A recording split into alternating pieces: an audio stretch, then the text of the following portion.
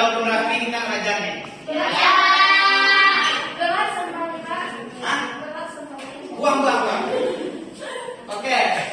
Hari ini kita akan belajar teks narasi. Nah, tujuan pembelajarannya agar peserta didik mampu memahami dan memaknai teks narasi serta memahami pesan dan informasi dari teks narasi.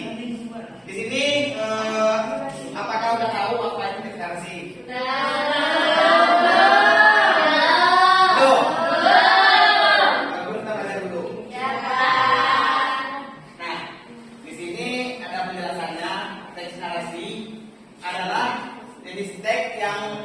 Mengisahkan suatu peristiwa berdasarkan urutan waktu atau kronologis yang bisa bersifat fiksi maupun non fiksi. Di sini tahu nggak yang fiksi itu gimana?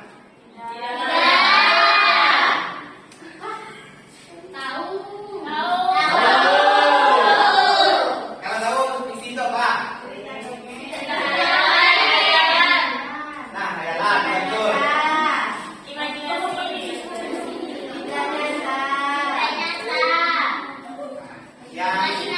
Yang fiksi itu bisa dilihat dari cerita yang bersifat imajinasi.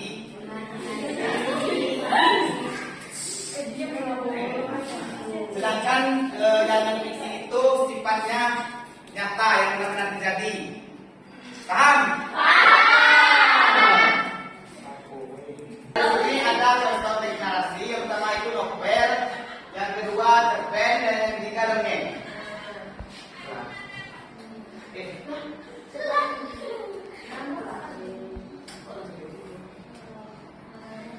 Nah, di sini ada tujuan dan fungsi teks narasi.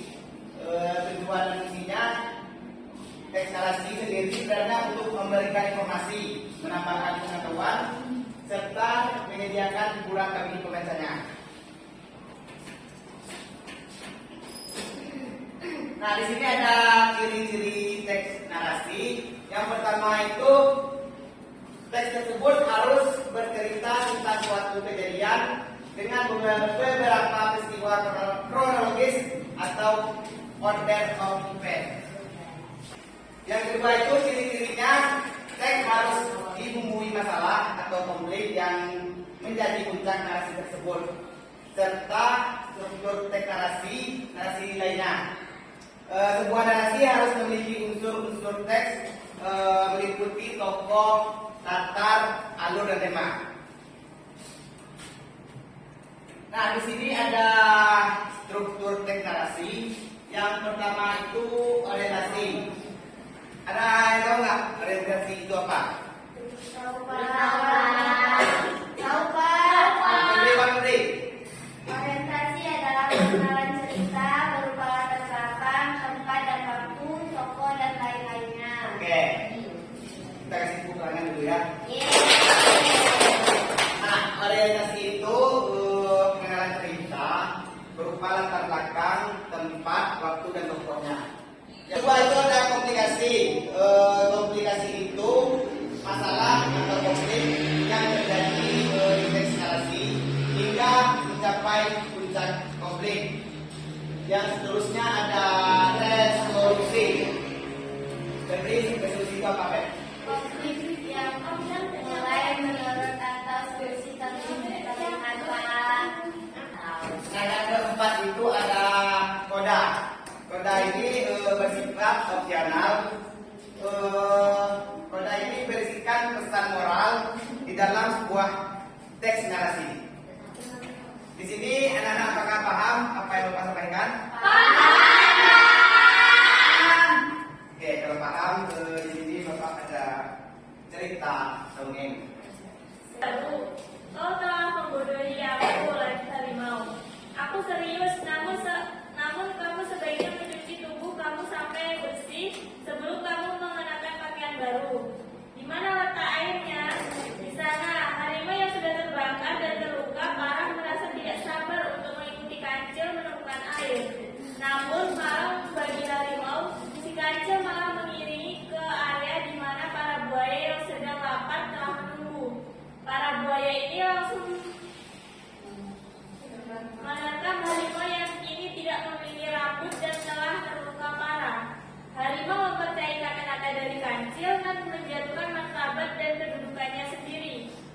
Akibat keputusannya yang salah, tidak hanya ia gagal mendapatkan kancil sebagai makanan siangnya, tetapi juga harus menutup riwayat kehidupan dengan cara yang salah.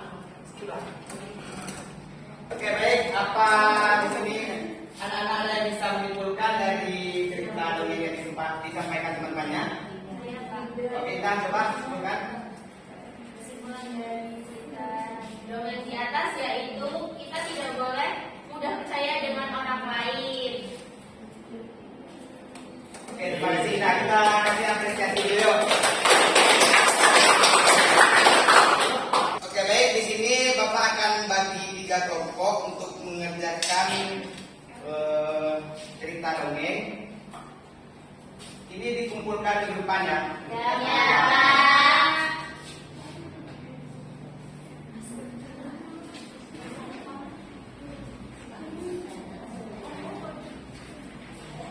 Itu tugasnya, jangan lupa dibawa pertemuan berikutnya.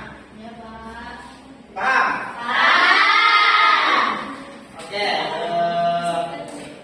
Untuk pertemuan berikutnya kita akan mempelajari puisi.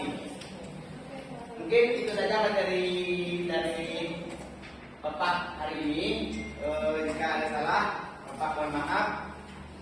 Bapak akhiri. Wassalamualaikum warahmatullahi wabarakatuh. Waalaikumsalam warahmatullahi wabarakatuh. Untuk kelas silakan pimpin doa berulang. Sebelum pulang kami kita udah